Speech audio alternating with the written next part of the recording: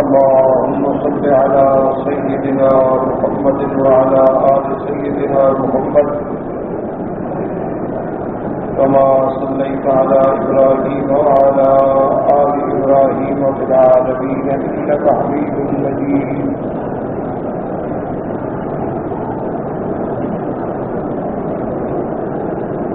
أعوذ بالله من الشيطان الرجيم. بسم الله الرحمن الرحيم.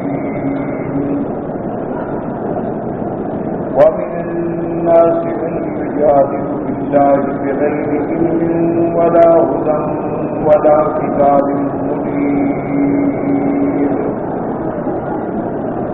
ثاني عطفه ليضل عن سبيل الله له في الدنيا خزي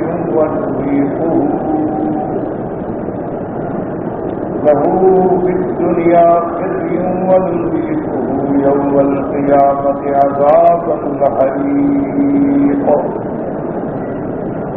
ذلك بما قدمت يداك وأن الله ليس بظلام للعبيد.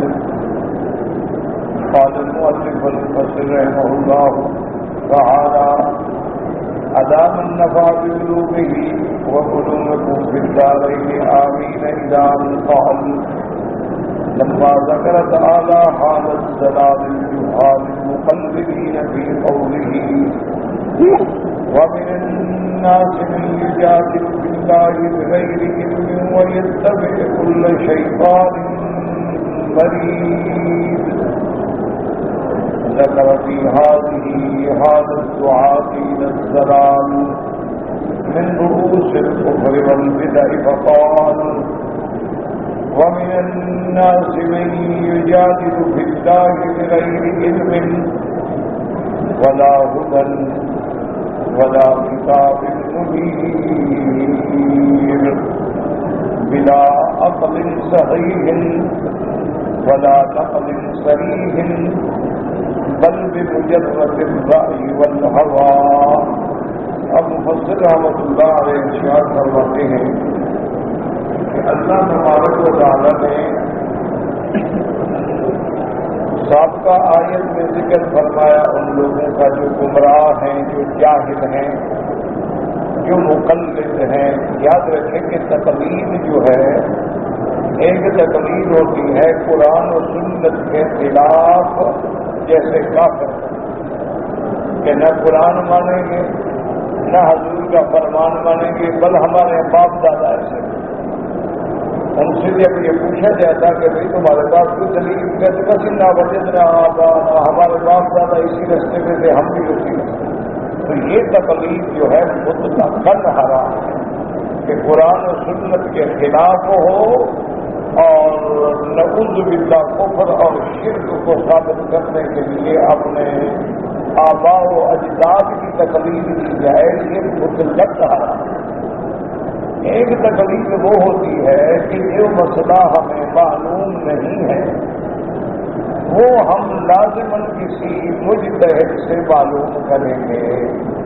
اسی لیے علماء نے، فقہاء نے، متقدمین اور متأخرین نے یہ فیصلہ کیا ہے کہ دنیا میں آدمی دو حالتوں سے باہر نہیں ہو سکتا.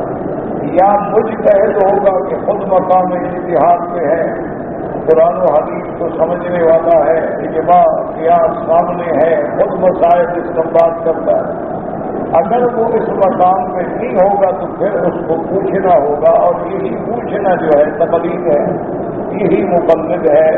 اسی کا نام تقلید ہے اور اسی کا نام اتباع.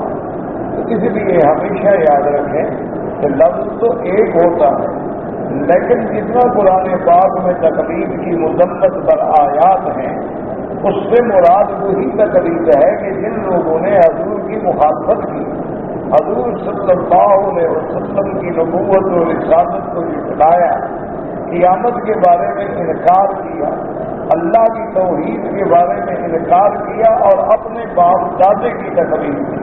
وہ تقلید مذموم ہے، حرام ہے اور کسی کے نزدیک بھی جائز ہے.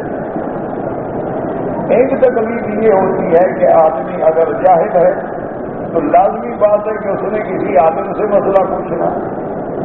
قرآن کا بھی یہی حکم ہے کہ فاسألوا اہل الذکر ان کنتم لا تعلمون، کہ اگر تم علم نہیں رکھتے ہو تو پھر علم والوں سے پوچھو۔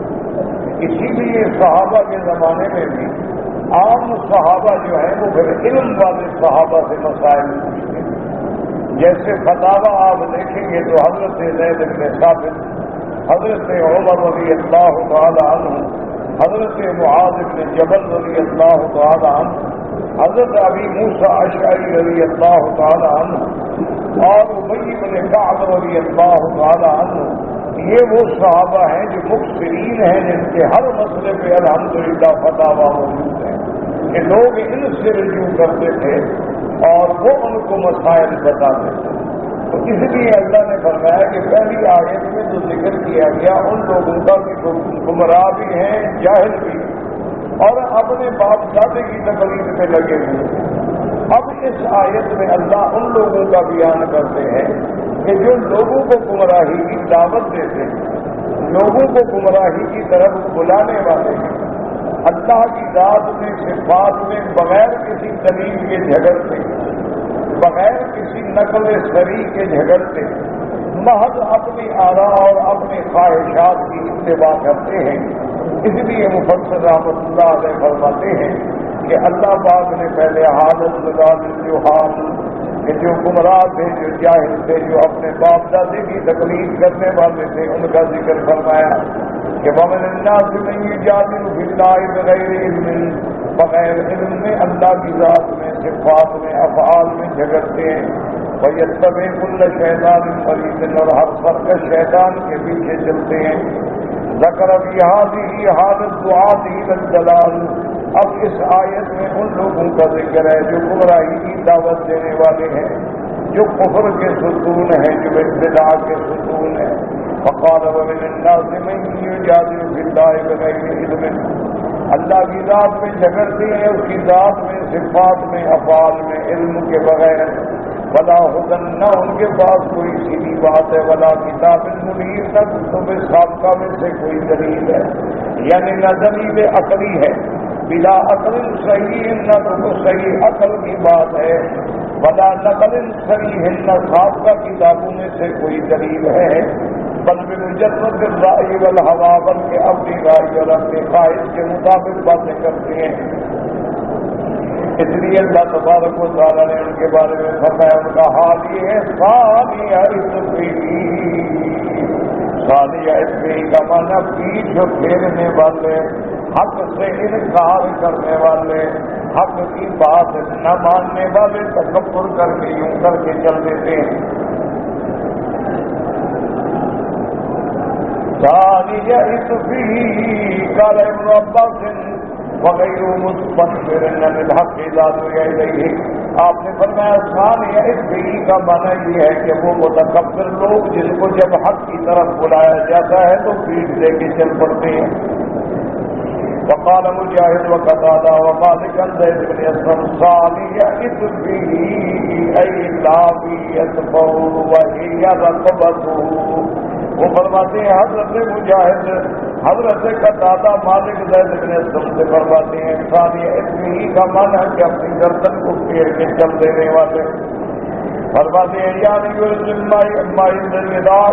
الحق استقبالا، جب ان کو حق کی طرف دعوت دی جاتی ہے تو گردن پھیر کے تکبر کر کے ہوئے چلے جاتے ہیں۔ كقوله تبارك وتعالى وفي موسى إذ أرسلناه إلى فرعون بسلطان مبين فتولى بركنه، جب اللہ نے موسیٰ علیہ السلام کو بھیجا فرعون کے پاس بڑی کھلی نشانیاں دے کر، معجزات دے کے، لیکن فرعون نے اعراض کیا، فرعون نے روگردانی کی، فتولى بركنه، اپنی قوت کی طرف لوٹا۔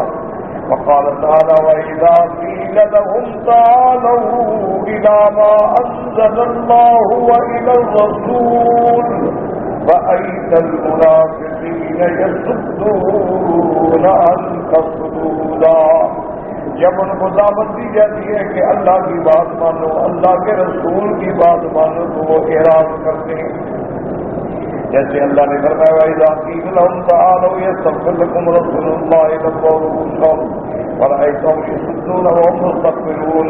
جب ان کو کہا گیا کہ بھی تم سے غلطی ہو گئی ہے تو آؤ حضور کی خدمت میں جا کے اعتراف کرو اور اللہ کے پیغمبر تمہارے لیے اللہ سے بخشش مانگیں گے تو اپنے گردنوں کو توڑ کے اکڑ کے چلتے ہیں، تکبر کرتے ہیں.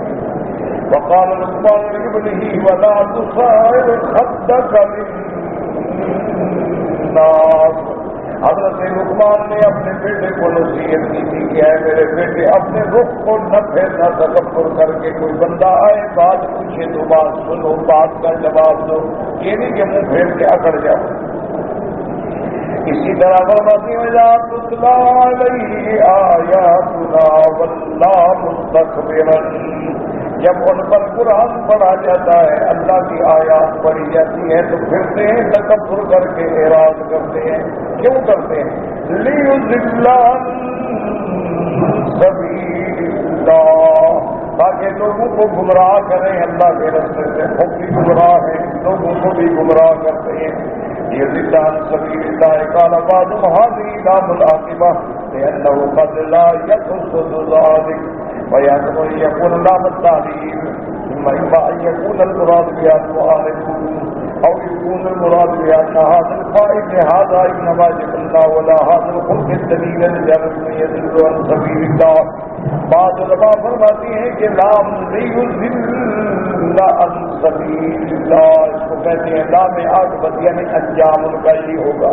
اور بعض علماء فرماتے ہیں لام تاریخ ہے. اور فرمایا کہ یہ معاند جو ہیں انکار کرنے والے ان کو اللہ نے کسی حالت پہ رکھا ہے کہ نہ تو خود مانتے ہیں بلکہ لوگوں کو بھی گمراہ کرتے ہیں. ان کا انجام کیا ہوگا؟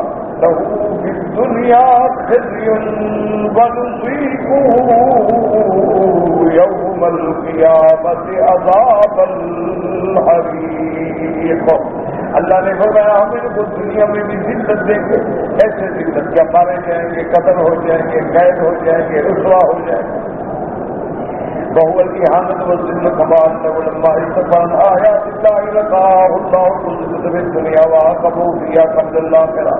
اللہ نے فرمایا ہم ان کو دنیا میں بھی رسوا کریں گے جیسے مقام بدر میں بڑے بڑے کفار رسوا ہوئے، بڑے بڑے صنادید قریش جو تھے وہ مار دیے گئے اور ان کو کنویں میں پھینکا گیا. اور قیامت والے دن اللہ ان کو عذاب دیں گے. اس لیے فرماتی ہیں کہ اللہ نے دنیا میں بھی ان کے لیے ذلت کی ہے. اللہ استکبر آیات اللہ وعاقبہ فیہا قبل الآخرہ لأن اکبر ہمہ وبلغ علمہ، کیونکہ ان کا سب سے بڑا مقصود جو تھا وہ دنیا کو حاصل کرنے کے لیے لوگوں کو گمراہ کرتے تھے. اللہ نے اسی دنیا میں ذلت دے دی. وَنُذِيقُهُ يَوْمَ الْقِيَامَةِ عَذَابَ الْحَرِيقِ. اور قیامت والے دن ہم ان کو چکھائیں گے عذاب جلنے کا. ذَلِكَ بِمَا قَدَّمَتْ يَدَاكَ. اور یہ قیامت میں جو عذاب ہوگا یہ اس وجہ سے جو کچھ تم نے اپنے ہاتھوں سے کما کے بھیجا ہے. اللہ کسی کو ایسی عذاب نہیں دیتے. اللہ تو عادل. يقال له هذا تقريرا وتوبيخا وأن الله ليس بظلام للعبيد. اللہ تبارک و تعالیٰ اپنے بندوں پہ ہرگز ظلم کرنے والے نہیں. اللہ ظلم سے پاک ہے، تمام صفات نقصان سے پاک ہے. جیسے قرآن میں دوسری جگہ اللہ حکم دے گے خذوہ فاعتلوہ الی سواء الجحیم. اللہ حکم دے گے ان ظالموں کو پکڑو اور جہنم کے درمیان میں ڈالو. ثم صبوا فوق رأسہ من عذاب الحمیم. اور جہنم کے وسط میں ڈالنے کے بعد پھر ان کے سروں پہ جہنم کا کھولتا ہوا پانی ڈالو. اس کے بعد فرمائیں گے ذق انک انت العزیز الکریم. اے ظالم اب چکھ عذاب کا مزہ. تو کہتا تھا نا میں بڑا ہوں، میں حقدار ہوں اور میں عزت والا ہوں. ان ھذا ما کنتم به تمترون. یہ جہنم کی اس کی سزا وہ ہے جس میں تم شک کرتے تھے. تم تو کہتے تھے کہ ہم مر کے نہیں اٹھیں گے، نہ قیامت ہوگی، نہ بات ہوگا، نہ حشر ہوگا۔ اب جس میں تم شک کرتے تھے اب عذاب کا مزہ چکو۔ وقال ابن ابي حاتم حدثنا ابي قال حدثنا احمد بن صباح قال حدثنا يزيد بن هارون قال انبانا هشام للحسن قال بلغني ان احدهم يهلك في اليوم 70,000 مرة۔ ایسے لوگوں کو جہنم میں ایک دن میں 70,000 دفعہ جلایا جائے گا۔ کیا مانا؟ جلیں گے پھر ٹھیک ہو گئے، پھر جل گئے پھر ٹھیک ہو گئے۔ بدلناہم جلودا، کہ جیسے ان کے چمڑے چلیں گے تو فوراً بدل جائیں گے، ہمیشہ اسی طرح عذاب بھگتتے رہیں گے۔ اللہ فرماتے ہیں وَمِنَ النَّاسِ مَن يَعْبُدُ اللَّهَ عَلَى حَرْفٍ فَإِنْ أَصَابَهُ خَيْرٌ اطْمَأَنَّ بِهِ وَإِنْ أَصَابَتْهُ فِتْنَةٌ انقلب عَلَى وَجْهِهِ خَسِرَ الدُّنْيَا وَالْآخِرَةَ ذَلِكَ هُوَ الْخُسْرَانُ الْمُبِينُ۔ يَدْعُو مِن دُونِ اللَّهِ مَا لَا يَضُرُّهُ وَمَا لَا يَنفَعُهُ ذَلِكَ هُوَ الضَّلَالُ الْبَعِيدُ۔ يَدْعُو لَمَن ضَرُّهُ أَقْرَبُ مِن نَّفْعِهِ فَبِئْسَ الْمَوْلَىٰ وَلَبِئْسَ الْعَشِيرُ۔ اللہ فرماتے ہیں کہ بعض لوگ ایسے ہیں، علماء نے فرمایا کہ یہ مدینہ منورہ میں یہودیوں کے بارے میں آیت ہے کہ بعض لوگ کیسے تھے کہ مسلمان ہو جاتے، اگر مسلمان ہونے کے بعد کوئی فائدہ پہنچ گیا کہتے ہاں یہ دین تو بڑا اچھا ہے، لیکن مسلمان ہونے کے بعد کوئی جنگ آ گئی، امتحان آ گیا، بھاگ گئے، کہتے نہیں کہ ہمیں یہ دین نہیں چاہیے۔ تو یعنی وہ دین پہ اس اویہ اپن وَمِنَ النَّاسِ مَن يَعْبُدُ اللَّهَ حرف مانا کنارے، عبادت کرتے ہیں کنارے پہ کھڑے ہیں، فائدہ ہو گیا تو دین بڑا اچھا ہے، تکلیف ہو گئی دین چھوڑ کے بھاگ گئے۔ قال مجاہد وقتادہ وغیرہ علی حرف کا مانا علی شک، یعنی شک پر عبادت۔ وقال غیر لا تغفل ومنه حرف الجبل ای طرفه، یعنی پہاڑ کے کنارے پہ جیسے کھڑا ہو۔ تقرب الدین الى طرف فان وجد ما يحبه استقرب الا ان شمر۔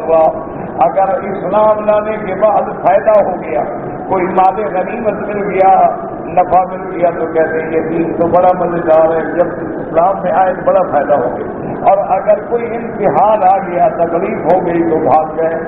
البخاری حدثنا ابراہیم بن ناصر قال حدثنا يحيى بن بكير قال حدثنا اسماعيل بن سعيد بن جبير عن ابن عباس ومن الناس من يعبد الله على حرف قال كان الرجل يقدم المدينة فإن بلدت امرأته غلاما ونضجت خيله قال هذا دين صالح وإن لم تلد امرأة تنتج خيله قال هذا دين سوء۔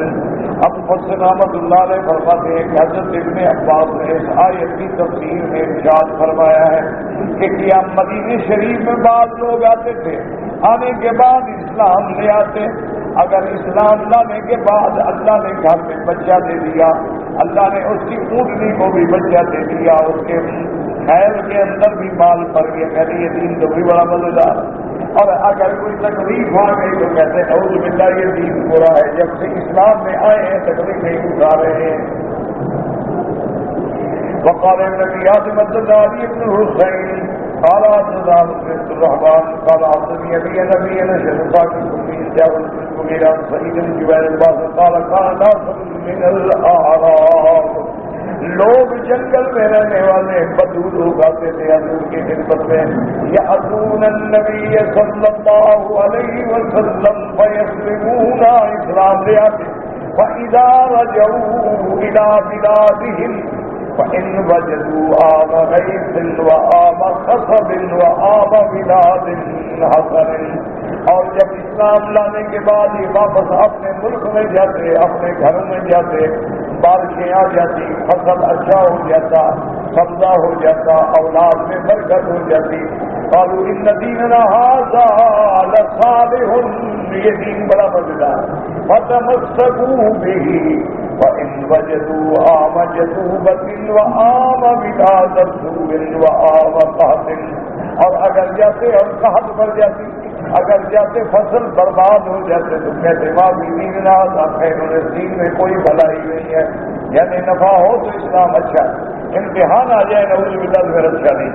اس لیے اللہ نے فرمایا وَمِنَ النَّاسِ مَن يَعْبُدُ اللَّهَ عَلَىٰ حَرْفٍ إِنْ أَصَابَهُ خَيْرٌ اطْمَأَنَّ بِهِ وَإِنْ أَصَابَتْهُ فِتْنَةٌ انقَلَبَ عَلَىٰ وَجْهِهِ خَسِرَ الدُّنْيَا وَالْآخِرَةَ۔ قَالَ الْأَوْفِيَّةُ مِنْ بَعْضٍ كَانَ أَحَدُهُمْ إِذَا قَدِمَ الْمَدِينَةَ وَهُمْ أَرْضٌ دُونَهُ وَإِنْ صَابِيَ جِسْمَهُ وَنَذْبَ سُلْطَانٌ حَسَنًا وَوَلَدَتْهُ غُلَامٌ رَضِيَ بِالْمَنَّيْنِ، کہ لوگ مدینے میں آتے تھے، اپنے علاقوں کو چھوڑ کے جب مدینے میں آتے، آنے کے بعد اگر صحت ہو جاتی، اگر اس کے اندر اس کا گھوڑا جو ہے وہ بھی اچھا پھل لے آتا، اس کی بیوی جو ہے وہ بھی لڑکا پیدا ہو جاتا، بڑے خوش ہوتے کہ دین بڑا اچھا ہے، دین ہمارا بڑا بہتر ہے۔ وَطْمَأَنَّ بِهِ وَقَالَ مَا كُنتُ رَأَيْتُ هَذَا إِلَّا خَيْرًا، اور کہتے کہ دیکھو جب سے میں اس دین پہ آیا ہوں مجھے بھلائی مل رہی ہے، گھر میں بھی بھلائی، اولاد میں بھی بھلائی، مال میں بھی بھلائی۔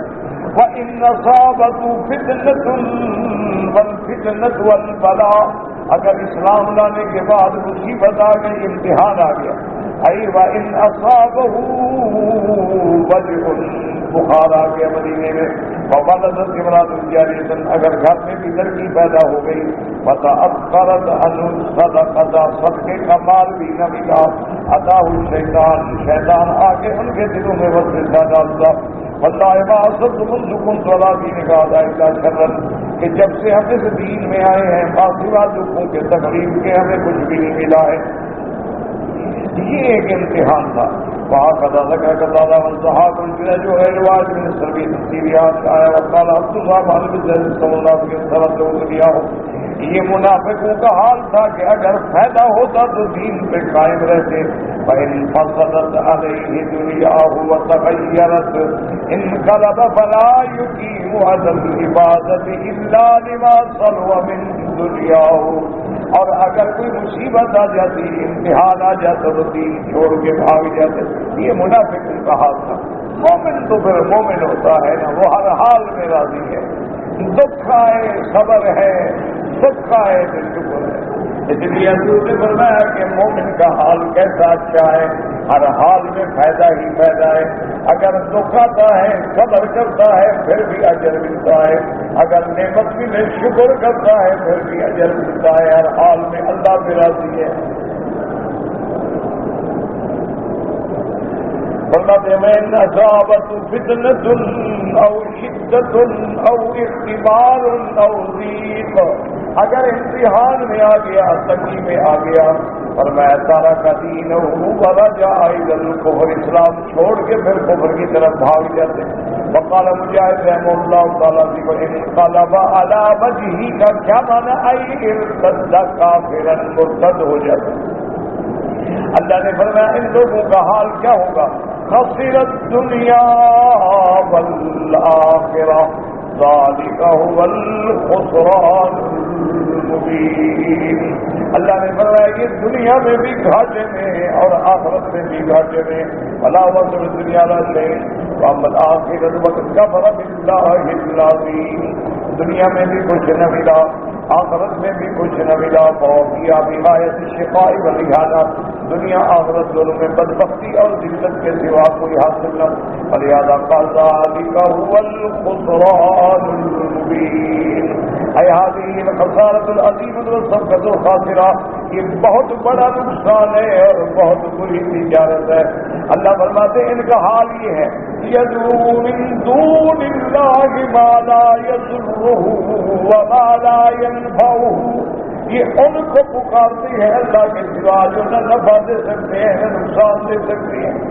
اے من الاسلام والانداد، جس طریق صبح سنتے ہیں یہ بتوں کی پوجا کرتے ہیں، اللہ کے سوا انہوں نے بت رکھے ہوئے ہیں، دیوی دیوتا بنائے ہوئے ہیں، حالانکہ وہ نہ نقصان پہنچائیں نہ نفع پہنچائیں، وہ تو خود آپ بھی کسی حرکت کرنے کے قابل نہیں۔ ذالک هو الضلال البعید، یہ کتنی بڑی گمراہی ہے کہ اللہ کو چھوڑ کے بندہ بتوں کی عبادت کرے، اللہ کو چھوڑ کے غیروں کو پکارے۔ یدعو لمن ضرہ اقرب من نفعہ، اس کو پکارتے ہیں جس کے پکارنے کا نقصان زیادہ قریب ہے نفع سے، دنیا میں بھی رسوائی آخرت میں۔ ایدر دنیا کا ملاقات نبی دیا، وَأَمَّا فِي الْآخِرَةِ فَضَرَرُهُ مُحَقَّقٌ مُتَيَقَّنٌ، یہ جن کو پکارتے ہیں ان کا نقصان دنیا میں بھی ہوگا آخرت سے پہلے، اور آخرت کے اندر تو نقصان جو ہے وہ بالکل متیقن ہے کہ جہنم کی سزا ملے گی۔ اس لیے اللہ فرماتے ہیں لَبِئْسَ الْمَوْلَىٰ وَلَبِئْسَ الْعَشِيرُ، اللہ نے فرمایا دیکھو کتنا برا ان کا سردار ہے اور کتنے بری بھی آیا ہے، یعنی کتنے وہ بت بھی دیکھو کتنے بہرے اور اس کی بات کرنے والے بھی دیکھو کتنے بہرے۔ اس لیے کالم یعنی الوسن یعنی بے ساتھ اللہ کو چھوڑ کے جس نے ان کو اپنا ولی سمجھا، مددگار سمجھا۔ وبیسر اشیر، اشیر کا معنی مخالف معاشر، ان کی عبادت کرنے والا۔ ابن جریر فرماتے ہیں لبیس ابن الاب والصاحب، اصل کہتے ہیں کہ چاچے کا بیٹا کیونکہ وہ بھی تو قریب ہوتا ہے۔ من یعبد علی حرف فإن أصابه خير اطمأن به وإن أصابته فتنة انقلب على وجهه۔ وقال مجاہد بن ربیع رحمہ اللہ سے کلام، اس سے مراد ہوئی ہے کہ جو لوگ اللہ کو چھوڑ کے بتوں کی عبادت کرتے ہیں، اب اللہ نے جب کافروں کا حال بیان فرمایا تو مومنوں کا ذکر فرماتے ہیں ان اللہ يدخل الذین آمنوا وعملوا الصالحات جنات تجری من تحتها الانہار ان اللہ یفعل ما یرید۔ اللہ پاک ان لوگوں کو جو ایمان لائے اعمال صالحہ کرے ان کو ایسے باغوں میں داخل کریں گے جن کے نیچے نہریں بہتی ہوں گی۔ اللہ تبارک و تعالیٰ جو چاہتے ہیں وہ فرماتے ہیں۔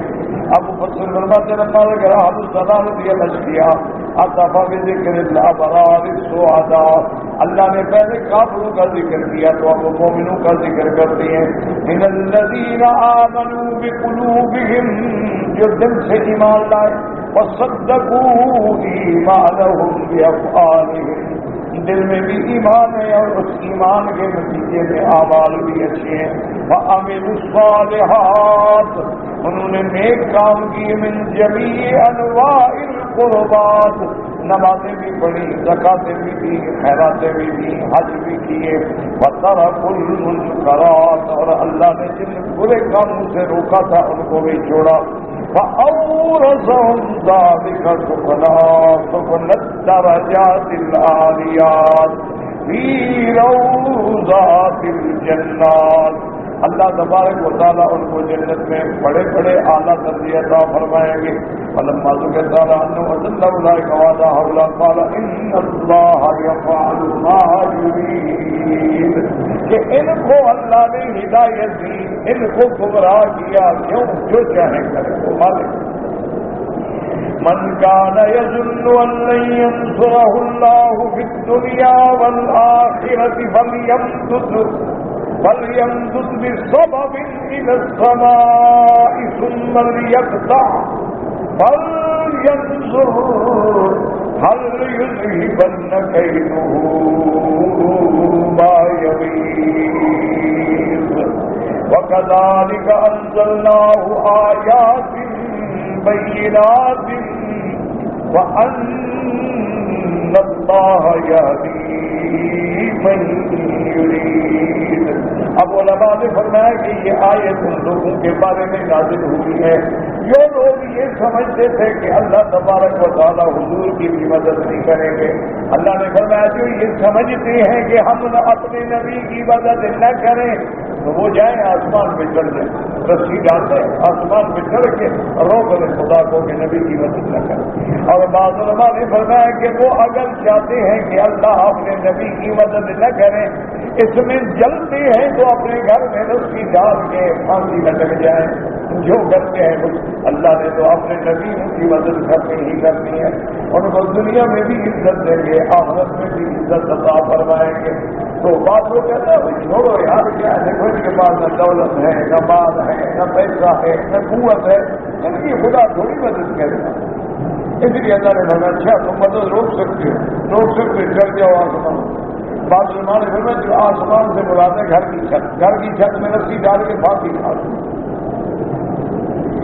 قال ابن عباس من کان یظن، جو یہ گمان کرتا ہے ان ینصر اللہ محمدا فی الدنیا والآخرہ، کہ اللہ حضرت محمد مصطفیٰ صلی اللہ علیہ وسلم کی مدد بھی کریں گے دنیا بھر میں، فلیمدد بسبب ای بحبل، رسی ڈال لیں الی السماء،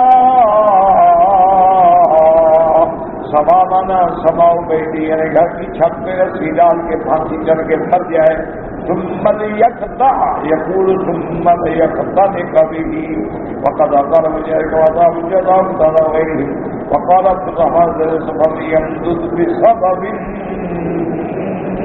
الى السماء ای لیتوسل الى بلوغ السماء، کیونکہ مدد اللہ کی آنی ہے تو یہ آسمان میں جا کے روک دے۔ وَإِنَّ النَّصْرَ لَمَا يَأْتِي محمد صلی اللہ علیہ وسلم، اللہ کے حضور کی مدد بھی آسمان سے آئے گی۔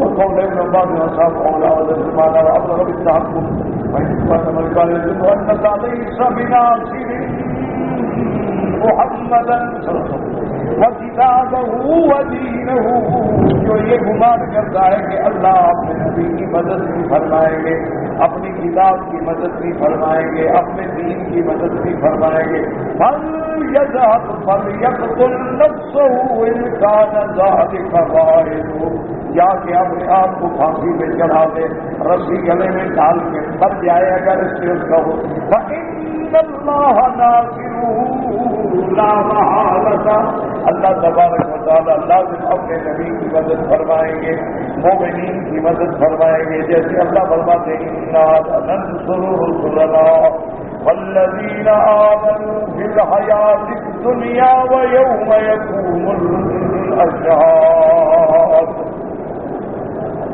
اس لیے اللہ فرماتے ہیں فَلْيَنظُرْ هَلْ يُذْهِبَنَّ كَيْدَهُ مَا يَغِيظُ، جاؤ دیکھو جو کیا اب تیرا غصہ اس طرح ٹھنڈا ہوتا ہے تو جاؤ مر جاؤ۔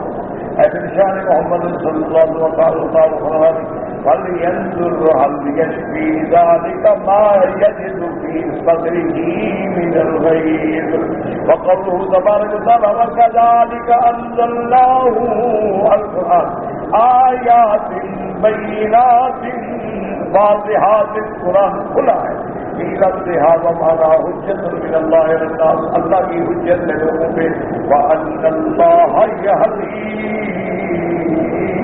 مَن يُرِيدُ، اور اللہ ہدایت اس کو دیتے ہیں جو چاہتے ہیں، اے جس کو من یشاء یہدی من یشاء، جس کو چاہیں گمراہ کر دے، جس کو چاہیں ہدایت دے، فَلَهُ الْحِكْمَةُ الدَّامَةُ حُجَّةُ الْقَادِرِ فِي ذَلِكَ لَا يُسْأَلُ عَمَّا يَفْعَلُ وَهُمْ يُسْأَلُونَ، اللہ سے کوئی پوچھنے والا نہیں، تو جو چاہے فرمائے، اما هو بنعمته ورحمته وعدله وعلمه وقهره وقدرته لا معقب لحكمه وهو سريع الحساب، اللہ کی حکمت ہے، اللہ کی رحمت ہے، اللہ کا عدل، اللہ کا علم، اللہ کی عظمت کا تقاضا یہ ہے کوئی اس کے حکم کو ٹالنے والا نہیں اور کوئی اس سے پوچھنے والا نہیں، وہ جس کو ہدایت دے دے ان کی مرضی، جن کو گمراہ کر دے ان کی مرضی، دعا کر اللہم اہدنا فیمن ہدیت، اللہم اہدنا فیمن ہدیت وعافنا فیمن عافیت وتولنا فیمن تولیت وبارک لنا فیما اعطیت وقنا واصرف عنا برحمتك شر ما قضيت فإنك تقضي فلا يقضى عليك، جب بارش ہو رہی ہے تو دعائیں منظور ہوتی ہیں، پھر اس میں دعا کریں کہ اللہم اغفر لنا اللہم ارحمنا وارحم امت محمد صلی اللہ علیہ وسلم، یا اللہ حضور کی امت کی عزت غلبے کا فیصلہ فرما، اللہم انصر الاسلام والمسلمین، اللہم اهد اعداءك اعداء الدین، اللهم انصر المجاهدين في كل مكان. اللهم يسر امورنا وامور اولادنا واخواننا واصحابنا وبناتنا ولمن حق علينا ولمن اوصانا واستوصانا وامور المسلمين برحمتك يا ارحم الراحمين.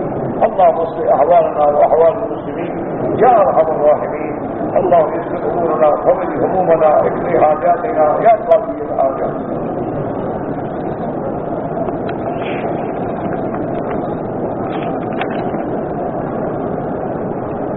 میرا بھائی گزارش یہ ہے کہ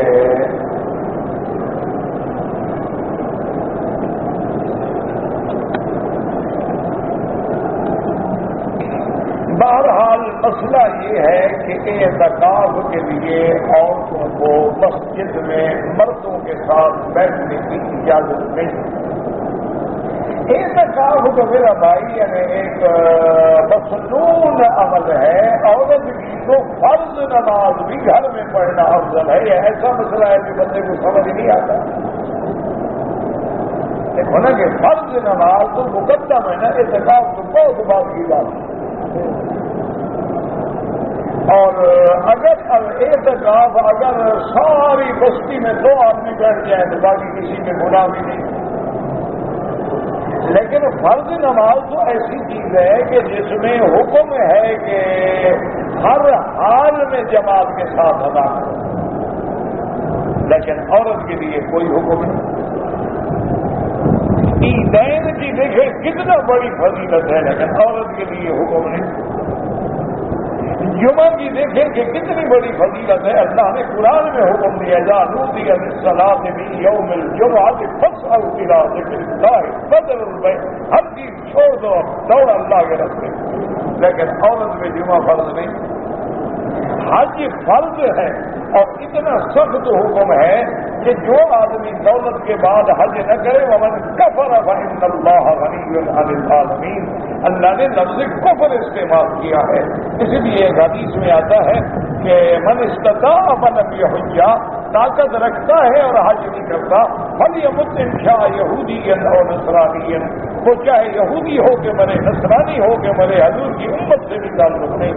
لیکن عورت کے لیے حج حکم نہیں جب تک محرم نہ ہو.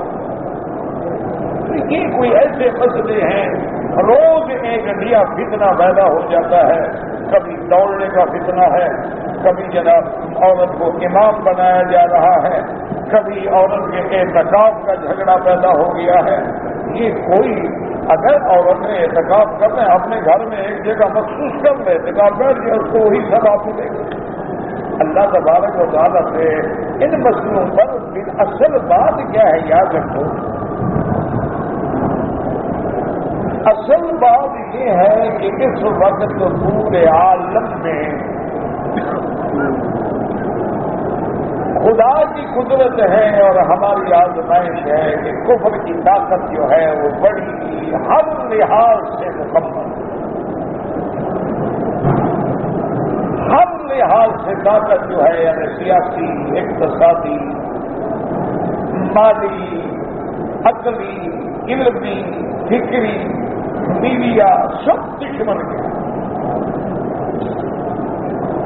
اور انہوں نے یہ بات بڑی تحقیق سے, کتابوں سے, تحقیق سے, فکر سے ساری نتیجے پہ پہنچے ہیں کہ اگر کفر کی ٹکر کا کوئی دین ہو سکتا ہے تو اسلام. اب ان کے مقابلے میں فلسفہ تھا کمیونزم کا, لیکن 70 سال کے بعد کمیونزم اپنی موت آپ مر گیا. تو اب کفر کو یقین ہو گیا اور کہتے ہیں نہیں, کمیونزم تو ایک عارضی طور پہ ہمارا مقابلہ تھا, اصل مقابلہ اسلام سے. یہ اسلام ایک ایسا دین ہے اور ایسا سخت جان ہے کہ یہ کسی طرح مٹتا نہیں. اچھی طرح سے اگر آپ عالمی حالات پہ نظر ڈالیں نا جی, یہ جو کچھ ہو رہا ہے یہ ایسے نہیں ہو رہا. یہ جو کچھ کچھ جن جن ملکوں میں ہو رہا ہے یہ نہیں ہے کہ میں چاہتا ہوں یا آپ چاہتے ہیں یا آج ہماری لڑکیوں کو شوق ہو گیا ہے باہر جانے کا. یہ ایک منظم سازش ہے. اس کے لیے سب سے پہلے قاہرہ میں کانفرنس ہوئی, اس کے بعد بیجنگ میں کانفرنس ہوئی, اور اس کانفرنس میں یہ فیصلے کیے گئے کہ عورت کو مکمل سیکورٹی اور تحفظ ہونا چاہیے. وہ حمل گرائے, وہ زنا کرے, وہ دوست رکھے, نکاح کی کوئی ضرورت نہیں.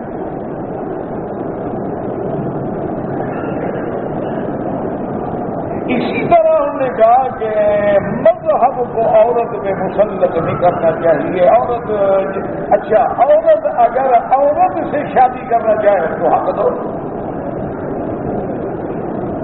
مرد اگر مرد سے شادی کرنا چاہے اس کو حق دو. ٹھیک ہے, وہ عورت اس کو پسند نہیں ہے, اس کو لڑکا پسند ہے, ٹھیک ہے نکاح کر دو. اور اگر کہیں نکاح ہو تو طلاق کا اختیار جو ہے وہ عورت کے ہاتھ میں ہو.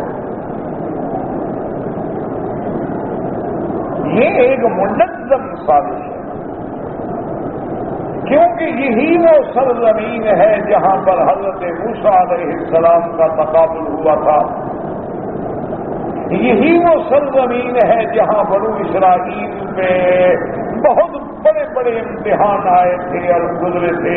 آج انہی جگہ سے پھر یہود جو ہیں وہ ایک فتنہ پیدا کر رہے ہیں کہ میڈیا کے ذریعے, ٹیلی ویژن کے ذریعے, کیبل کے ذریعے, ڈش کے ذریعے, موبائل ٹیلی فون کے ذریعے, اس میں میسیجز کے ذریعے اور ای میل کے ذریعے, چیٹنگ کے ذریعے ہر گھر کے اندر ایک ایسی بے حیائی کا فتنہ کھڑا کر دو کہ اسلام کو خود بھول گئے. یہ ایک سازش ہے, اور بدقسمتی ہماری یہ ہے کہ ہم اس بات پہ لڑ رہے ہیں کہ آمین زور سے کہیں یا ایسا کہیں. ہماری بدقسمتی کہیے گا. ہمارا ہر مسجد پہ جھگڑا ہے کہ جی بریلوی کی ہے یا دیوبندی کی ہے یا حدیث کی ہے یا فلانے کی ہے یا فلانے کی. اور پھر دیکھیں کہ بھی اللہ تبارک و تعالی رحمت فرمائے کہ ایک جگہ بھائی دوڑ ہے, اس کو کہنا بھی حج میں بھی تو مرد عورتیں اکٹھی ہوتی ہیں, حج میں عورتیں نکر پہن کے آتی ہیں بابی جورات کرنے کے لیے.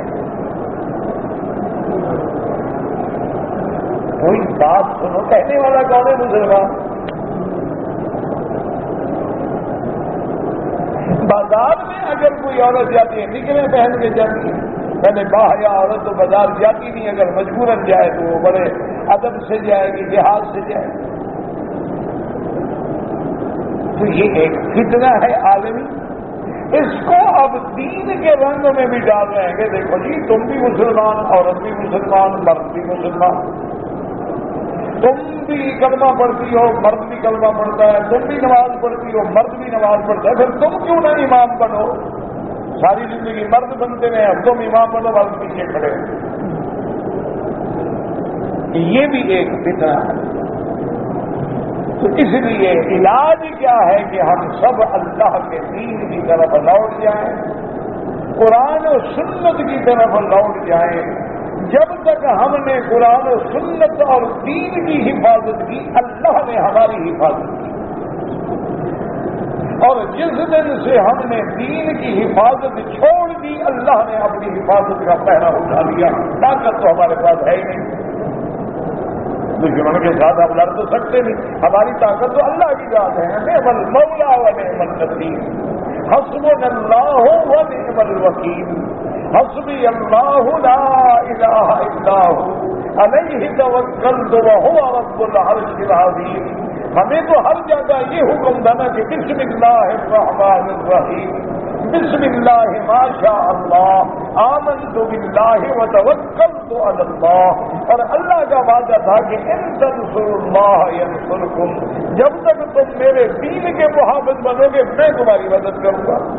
ہم نے دین کی محبت چھوڑ دی، اللہ نے مدد چھوڑ دی۔ اب تم اپنی حفاظت خود کرنا چاہو، تمہارے پاس کچھ ہے ہی نہیں، کیسے کرو گے؟ اب دیکھو نا جی، ایک آدمی کار پہ جائے مدینہ شریف اور میں کہوں گی میں دوڑ کے جاتا ہوں تو میں کیسے مقابلہ کروں گا؟ ہمارے پاس تو نہ علم ہے نہ ہمارے پاس جدید تحقیق ہے، ہم نے تو اپنے مدرسوں میں بھی خالص مولوی پیدا کیے، ان میں بھی اب وہ تقوی نہ رہا، پرہیزگاری نہ رہی، رزق حلال نہ رہا، عقل حلال نہ رہا، صدق مقال نہ رہا، اور ہم نے کالجوں میں، یونیورسٹیوں میں، ہائی اسکولوں میں، میڈیکل کالجوں میں، ٹیکنیکل کالجوں میں وہ انگریز پیدا کیے، مسلمان تو پیدا ہی نہیں کر سکے۔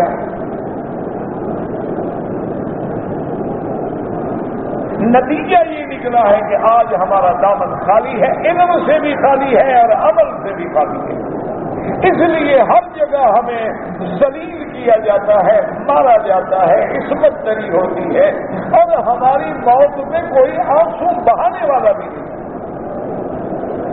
انا للہ و انا الیہ راجعون۔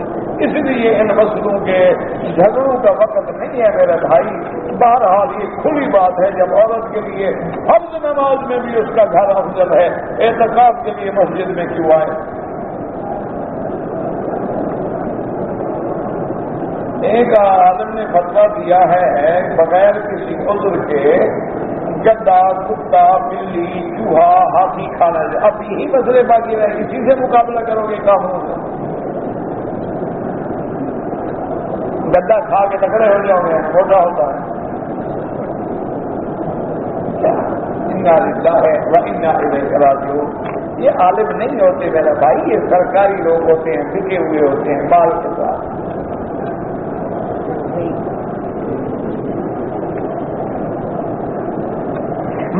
سرزمین حرمین الشریفین میں فقہ امام احمد بن حنبل رحمۃ اللہ علیہ پڑھائی جاتی ہے اور اسی کے مطابق عمل اور فیصلے ہوتے ہیں۔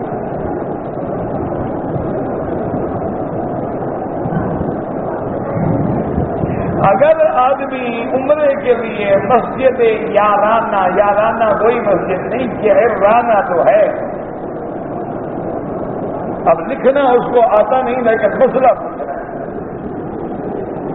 بہرحال وہاں سے کوئی عمرہ کرے جائز ہے، حضور پاک نے خود کیا ہے۔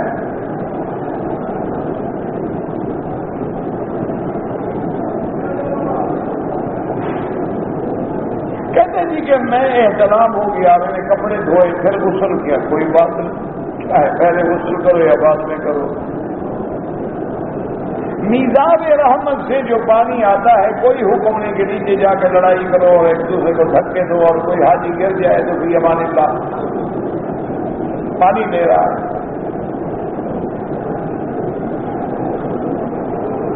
اگر آدمی نے عمرہ کرنے کے بعد سعی بین الصفا والمروہ کے بعد اپنے بچوں کے اور اپنی بیوی کے بال خود کاٹے، بالکل جائز ہے۔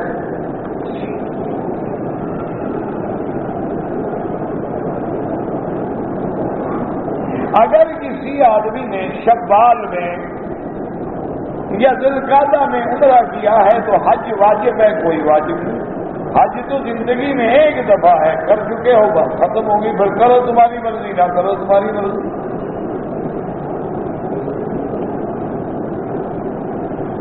اگر دو آدمیوں نے عمرہ کیا ہے، دونوں طواف کر چکے ہیں، صفا مروہ دوڑ چکے ہیں، ایک دوسرے کے بال کاٹ دیں، بالکل جائز ہے۔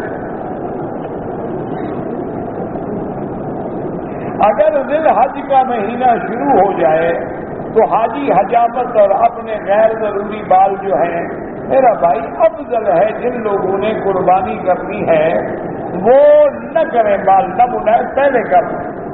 اگر کر لیں تو کوئی منع نہیں۔ جو لوگ یہ ذی الحجہ کو آئیں گے، عمرے کا تمتع کا عمرہ کریں، بال نہیں کٹوائیں گے، عمرے سے کیسے نکلیں گے؟ اتنا تو افضل ہے کہ نہ کریں۔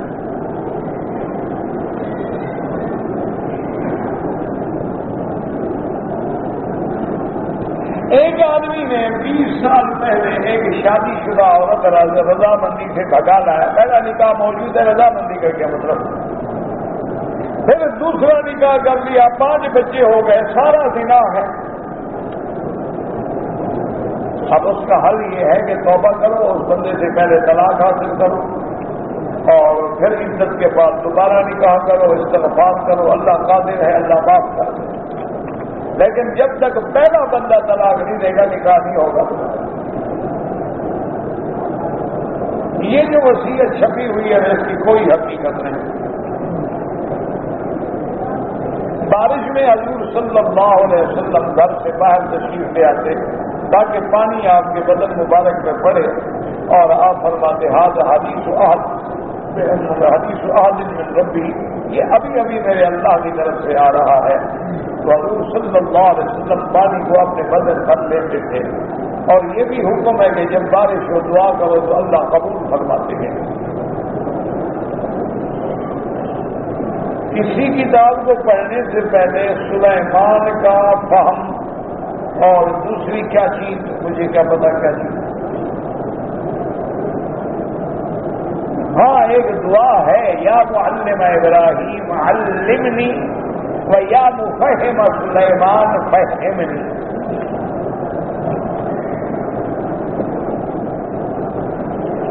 میں نے کراچی سے عمرے کا احرام باندھنا تھا لیکن نہیں باندھا تھا، جیرانا سے عمرہ کیا، ایک بکری دم بھی ادا کرو۔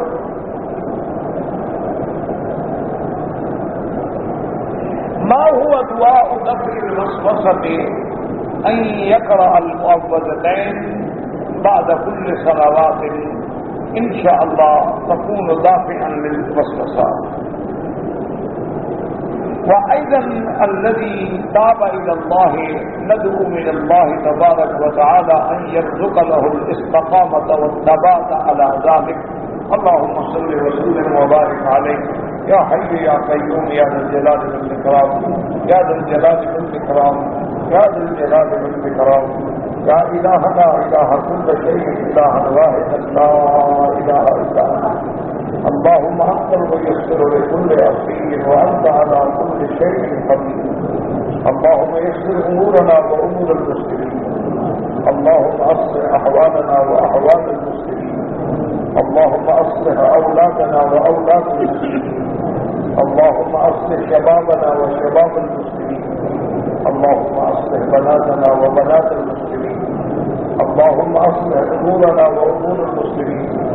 اللهم أصلح لنا شأننا كلها فلا تكلنا إلى أنفسنا طرفة عين قط ولا أقل من ذلك. اللهم استرنا بسترك الجميل. اللهم إنا نعوذ بك من الهم والحزن ونعوذ بك من العجز والكسل والجبن والبخل ونعوذ بك عن المعصم والمغرم وغلبة الدين وقهر الرجال. اللهم إنا نعوذ بك عن جهة البلاء ودرك الشقاء وسوء القضاء وشماتة الأعداء. اللهم احفظنا بالإسلام قائما وقائدا وراقدا ولا تشمت بنا عدوا ولا حاسدا. يا من خزائن رزقه في قول كل أمن فإن الخير عندك أجمع. اللهم ارزقنا نعيم الدنيا ونعيم الآخرة. اللهم اجعل لنا وللمسلمين من كل هم فرجا ومن كل ضيق مخرجا ومن كل بلاء عافية. اللهم انصر الإسلام والمسلمين. اللهم انصر المجاهدين في كل مكان الذين يجاهدون في سبيلك لإعلاء كلمتك. اللهم اهلك أعداءك أعداء الدين. اللهم اهلك اليهود والهنود الوثنيين ومن شايعهم من الكفار والمشركين. اللهم انزل عليهم بعثك الذي لا يرد عن القوم المجرمين. سبحان ربك رب العزة عما يصفون وسلام على المرسلين والحمد لله رب العالمين.